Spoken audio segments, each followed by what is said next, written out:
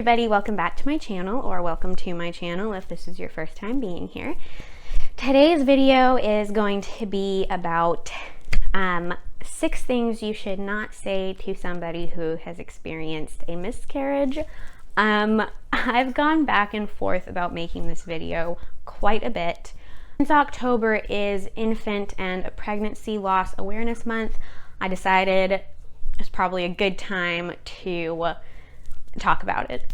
I do want to preface this video by saying this isn't coming from a place of bitterness or anger or anything like that. It's more about the fact that I think a lot of people just don't understand what to say to somebody who's experienced a miscarriage, and they don't understand how complex and how fragile the woman is who is going through it or who has gone through it, especially obviously pertaining to the event. And I just want to kind of bring a little bit of light to it and help people understand more. So yeah, if you enjoy this video or these types of videos, please give it a thumbs up and please subscribe to my channel if you haven't already, and let's just get right into it. The first thing on my list is referring to the miscarriage or miscarriages as disappointments or disappointing. There are a lot of things in life that I can think of that are disappointing. Missing a dinner reservation, not being able to get a dress that you wanted, movie tickets being sold out. Those are all disappointing things. Going through a miscarriage and losing a baby is not disappointing. It's heartbreaking. It is it's the worst experience I've ever gone through in my entire life. I've been a couple of people who constantly refer to my miscarriages or the process of going through a miscarriage as disappointing. And it's not disappointing. It's heartbreaking. It's something that takes a long time to cope with. If you're trying to look for a word to describe a miscarriage or to, explain it, I would say something like, well, you don't want to have to go through that heartbreak again. You don't want to have to experience that again, or something like that. But I would try to refrain from calling it disappointing. Number 2 on my list is you look a lot better with the extra weight. Now, I only had 1 or 2 people say this to me. One of them was like almost immediately or very quickly after my 3rd miscarriage. I was pregnant for 13 and a half weeks. I do gain a little bit of weight. And somebody said to me that I looked a lot better with the extra weight. Now, I'm not going to get into how I just think everybody should stop commenting on people's appearance and weight. When you've just gone through a miscarriage and that weight is there and you don't have a baby to show for it, it's not something you want to hear at all. It's not that I was struggling with the fact that I had gained some weight. It's just that the focus just seems a little off to me to comment about how you look better with extra weight due to the fact that I gained that weight, but I miscarried the baby. Does that make any sense? I don't know if it does, but I'm just saying, if a woman is experiencing a miscarriage or has just gone through a miscarriage, probably one of the last things you want to say to her or comment on is her weight gain. I want to say hi. You want to say hi? Hi.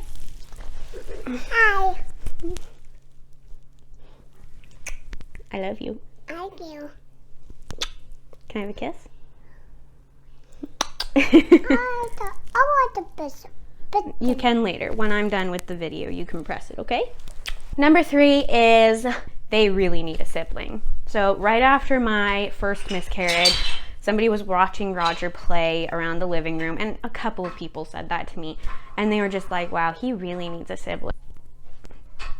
I know that when people say this type of stuff, they're not trying to be insensitive. They're not trying to hurt you or anything like that.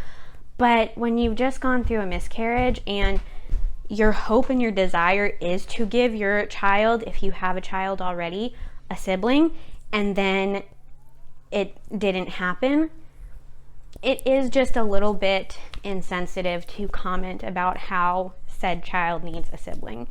I mean, it's kind of out of your control.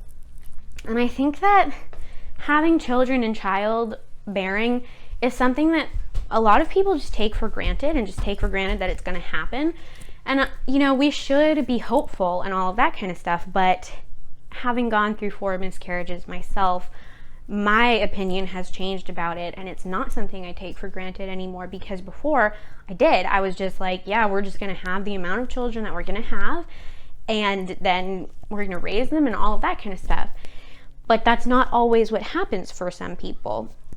So I do think that we should be careful about commenting about childbirth in general, or whether somebody is going to have a child, or when they need to have a child, or how their first child or second child needs a sibling, a younger sibling, because it does come across as a little bit insensitive. And like I said, you're so fragile after a miscarriage that anything like that just kind of stings and hurts, because that's what you want. That's all you want, but you don't have that much control over it. Number 4 is, well, at least you have X child, whether or not you have a child. Well, I am speaking to somebody who has a child. So I have gotten so many comments about how, well, at least you have Roger, at least you can get pregnant, at least you're young. If it starts with at least, you probably just shouldn't say it, because what happens is it sounds like you're diminishing somebody's pain, or you're undermining the pain that they're going through. And like, I don't know, like you're trying to give them the perspective that you think they should have. And that's just not very helpful. Now, don't get me wrong. I love Roger to death. I adore that child. I would give my life for him. And that does not take away from the pain of losing his siblings. Like, it just doesn't. Has it been comforting to have him with me? Yes, of course it has. It still hasn't made the pain any less, though. So I think that anytime a sentence starts with, well, at least, it's probably best not to say it. Number 5 is, well, it's a lot different to miscarry at X amount of weeks versus X amount of weeks. And again, this kind of goes in with like the perspective thing.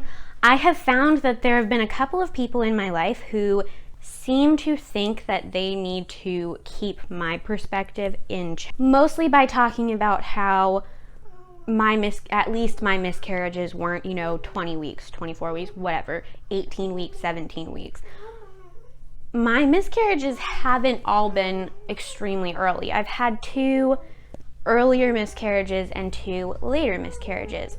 I think that everybody could probably find a way to undermine everybody's circumstance, but we really shouldn't be doing that.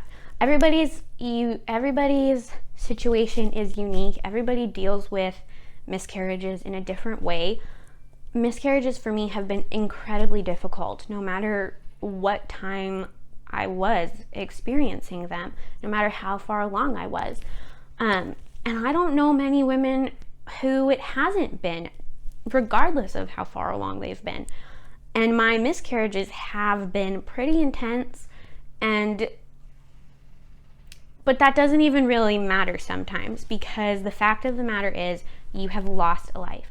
You've lost a child, a baby, something that you thought you were going to have. And it's all very, very heartbreaking and incredibly difficult to go through without somebody trying to keep your perspective in check. So I would say it's best not to compare somebody's situation against another's. It's just not helpful, and you really can't compare them. It's just not the way life works most of the time, in my experience.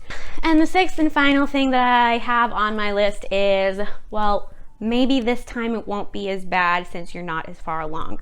And that was something that a couple of people said to me, like the day that I started miscarrying back in May. I was 7 weeks along, and it's just, I cannot describe to you how hurtful those comments are. I know that they're not intending it to be that way. I know that they're trying to be encouraging, but it's not encouraging. I think that they maybe meant physically. Physically, for me, the only time that it made a difference was when I was almost 5 weeks. That was basically like a heavy period. The rest of my miscarriages have pretty much been like intense labor pains and passing the baby. Emotionally, it's exactly the same. There were even aspects of my last miscarriage that were emotionally more draining, partly because I'd been through it so many times and it's just another heartbreak that you're going through, partly because it took longer, a little bit longer to miscarry than it had previously. So every time you're going to the bathroom or every time you're having a pain, it's just a reminder of what you're going through. The sense of finality, I guess. It just feels like you're in a little bit of a limbo. So emotionally, it's not better to miscarry earlier. At least in my experience, it hasn't been. And it's just gotten harder and harder. But every single time, right when I see the positive pregnancy test, I just become so attached. Like, those are my children. Those are my babies. And I think that plays a part into physical pain and physical recovery when you're in such strong grief. I do think that your body is affected by that too. But yeah, not a helpful thing to say. And it just, again, comes across as a little insensitive and just kind of like you're looking for something to say. So I would encourage people not to say something like that. Thank you so much for watching. I really hope that I didn't come across as harsh or rude, because that's not the intention at all. I just want to shed some light on how difficult miscarriage is and how deeply it affects women, and how comments from people, even though they don't intend for it to be, can be extremely hurtful. And you're just so raw and you're so fragile, and it's just, I think, really important to be extra sensitive and extra careful when talking to a woman who's experiencing miscarriage, loss, anything like that. So yeah, I hope that this video sorry, Rashi's knocking me over. I hope that this video was helpful. I hope that it was informative. Please, again, subscribe to the channel if you haven't already. I hope you're all doing well and staying safe, and I will see you in my next video. Do you want to turn it off? Okay. Okay, go ahead. Say bye. Bye. Wrong one. This one. Whoop. This one. We're going to be here all day.